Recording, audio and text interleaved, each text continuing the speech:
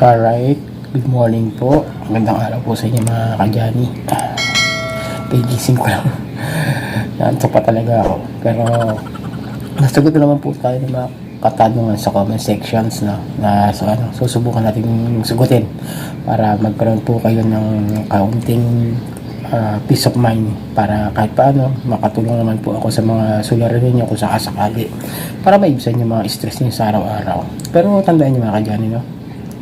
Huwag nyo kakalimutan mag-subscribe, like, share, hit nyo yung notification bell para lagi po kayong updated sa mga videos na ginagawa natin dito about online yung usapan mga ka-Johnny. Ayan. So, medyo wala pa talaga sa paggumana ng brain cells ko. Aga pa eh. Pero, wala eh. Ganyan talaga. Kailangan natin makatulong kahit paano sa mga videos. Pero paalala lang mga ka-Johnny, no? Yung mga nararanasan nyo na ngayon na stress, anxieties, depressions dahil nga sa harassments, pagbabanta ng mga ula. Tandaan ninyo, pansamantala lang yan. Hindi po yan habang buhay na mangyayari sa inyo. Simple lang po ang gagawin ninyo. Magkaroon lang kayo ng peace of mind, kalma lang kayo. Kung may mga harassment, ipunin nyo lang. Kung sakasakaling dumating yung time na gusto nyo nang mag-file ng complaint, nandiyan na po sa inyo, hawak nyo na po yung SIM card nyo. Kung hindi nyo talaga kaya yung mga harassments nila, paritin mo na kayo, pwede naman po yan talaga, lalo na marami kayo na re-receive na complaint sa harassment sa mga OLA, lalo na doon sa mga loan sharks at yung mga may history talaga ng mga harassments nila.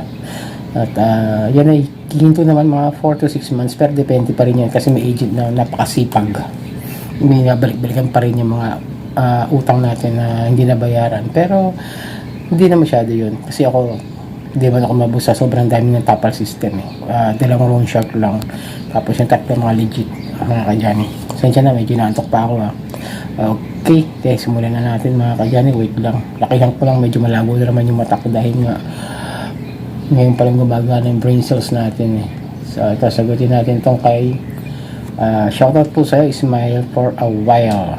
Okay, sir, ako ginagawa na po sa akin, mini-message po mga followers ko po, tapos share po ang picture ko din po, ilang days pa lang po ako overdue sir, pero nakapublic pa rin po FB ko kasi monetize po ako kapag nagpalit po ng name sa FB. Masusundan pa rin po ba sir? Sana mapansin mo ang comment ko po. Wait lang. So yun ang kanyang tanong, no? Kung masusundan pa raw ba yung kanyang Facebook kasi nakapublic siya. Yun na mahirap, nakapublic ka tapos nagre-release pa po yata kayo, kaya monetize na kayo, sayang din nakikitain. Pero lalo magiging problema po yan. Hindi mo pa sa problema haharasin kayo ng haharasin talaga niyan. Talagang dyan siya mag-comment doon sa inyo mga ginagawang mga reels sa inyong Facebook kasi nga po is open to public kayo, at yung kung nakikita po na kumikita kayo is yun din na magiging dahilan para mas gulihin po nila kayo. Yun lang po masasabi ko. Magpalit man po kayo ng name sa akin, hindi sinubukan ko yun. Nagpalit ako ng name sa isa kong account hindi itong sa Facebook ko na janitor. Pala nga pala ulit sa mga nagme-message pa rin po, pasensya na po, di ko kayo sasagutin talaga.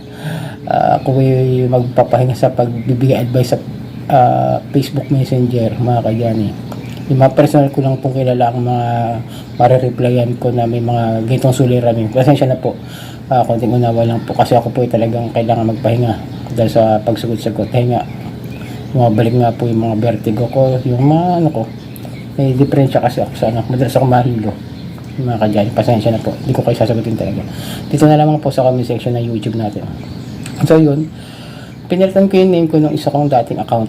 Pero pag sinesearch ko po yung original name po ng account ko po is lumalabas po siya doon sa mga search, lalo na doon sa mga nakatag sa akin at yung mga naka-mention yung pangalan ko, lumalabas po siya. Kaya mahahanap po kayo. Medyo yun lang magiging problema niya talaga. Open to public po yung kanyang Facebook at sigurado po dyan sila gagawa ng paraan na manggulo sa inyo dyan sa ginagawa nyong pagre-reels. Kaya masusundan kayo kahit saan pa.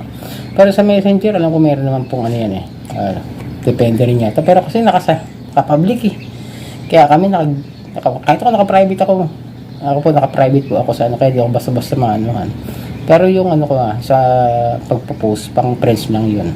Okay, sana masagot ko at medyo problema yung sa inyo. Yun lang po. Ingat na lang po at stay safe po. Lagi po kayo magdasal. Sana matapos na po yung suliran ninyo about Ola. Next question. Ay, yun na. Next question. Parang ano lang parang question and answer portion na lang talaga tayo dito. Okay. Shoutout po sa iyo ay na Chiang 8528. Yung tanong niya, hindi ko ba siya naman. Ayun yan, okay na. Naguluhan ng buhay ko. Kahit na ilock FB, ma-access pa rin ba nila Messenger ko? Kung nakalock po yan at katulad yung sa akin ginawa ko sa isa kong dating account na naka-private na po yun, hindi na po. Walang lalabas doon na message. Message yung tawag doon yung message na sa Messenger. Yung ano na, wala pong lumalabas. Kasi naka-private po. Wait lang po. Ayun, naka-private naman po kasi yun. Pero masi-search naman po nila kasi naka-mention po ako sa mga friends ko dito sa dati. Yung isa kong account hindi po itong janitor. Yun po. Hindi naman po nila ma-access. Kahit ako, hindi ko ma-message yun Kasi nga, naka-lock. Naka-personal, naka-private settings kahit sa messenger niya. Kaya hindi basta-basta message ng kung sino yun. Yung isa kong page na dating janitor, yung dating picture nito, wala na po yun. Ngayon, ito ginagamit ko po. Dito na-access nila ako. Kaya minsan nakaka-receive pa tayo ng mga harassments. Kasi nga dahil sa ginagawa natin ito. So yun, hindi na po kayo ma-access niya. Pero ito, tingnan nyo. Pakita ko sa inyo kung paano private na messenger kung sakali. Wait lang. Pakita ko sa inyo. Sana ba yun? Nawala na naman. Ayan. Nagkiturok ko lang kasi tinignan ko kung paano mag-lock ng messenger. Ito. Control who can send you a message request, enter day and where they send it to your messenger settings. Open messenger app. Tap yung tatlong slash na yan. Tapos settings. Tap privacy and safety. Tap message delivery. Tap on the people you want to control messages for. Select where to deliver your message or tap don't receive request. Yun nga yun ginagawa ko. Nakaano siya. Ito. Bali, ang makaka-receive lang po niyan is ito. Who can send message directly to your chat list. Contacts that can send you a direct message include your Facebook friends, people in marketplace, people on Facebook dating, businesses or page you're already connected with, such as by previously messaging or commenting on a post. Yun yung Facebook friends yun lang po makakasa nyo. Kung kayo po ay meron sa marketplace at nakikipag-usap sa mga nagbibenta sa Facebook dating, yung mga Facebook pages ninyo, yung personal or yung mga business niyo na may nakakonect na sa inyo, tapos yung sa mga comment sa sa mga comments sa mga ibang pages. Okay, basta-basta magko-comment diyan kasi di ka kayo nasusundan, lalo na kung naka-public kayo. Tapos sasali kayo sa Ola Victims group, tapos ang gamit nyo pa yung original o yung personal yung Facebook account. Yan ang wag ninyong gagawin sa sa group o sa mga page ng mga Ola Victims. Tapos kapag ganyan kayo, iwasan nyo po yun mga kadyani. So yun, sana nasagot ko po yung tanong nyo, ma'am. Balik tayo. Ito yung kahapon pa. Gusto kong gawa ng sarili nga ulit kasi matindi talaga yung Ola farming ngayon. So nangyayari. So yun, shoutout po sa iyo, Mercy Joy Ranches 3467. Ano po yung farm? Magsasaka po yun.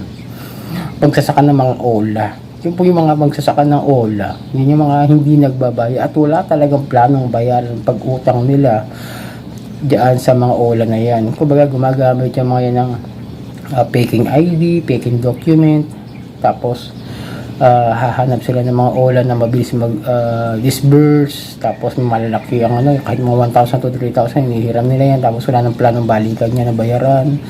Ganun po yung mga farmers. Sa susunod na gagawin ko ng sariling video dito kasi nga ganap na po yung meron po kasi narihan 11,000 na members Ola Farmer apps, Ola Farmer groups sa Facebook. Private pa yun, buti nga nakapasok kasi ako nandoon hindi para mag-farm kundi para mag-espiya, kundi para tignan ko kung meron bang nasa Ola Victims na hawak ko na page, tapos makikita ko rin kaya gusto ko malaman kung may mga pumapasok na farmer kasi kumuha rin sila ng ideya sa mga Ola Victims group kung paano yung mga ginagawa ng mga Ola sa kanila.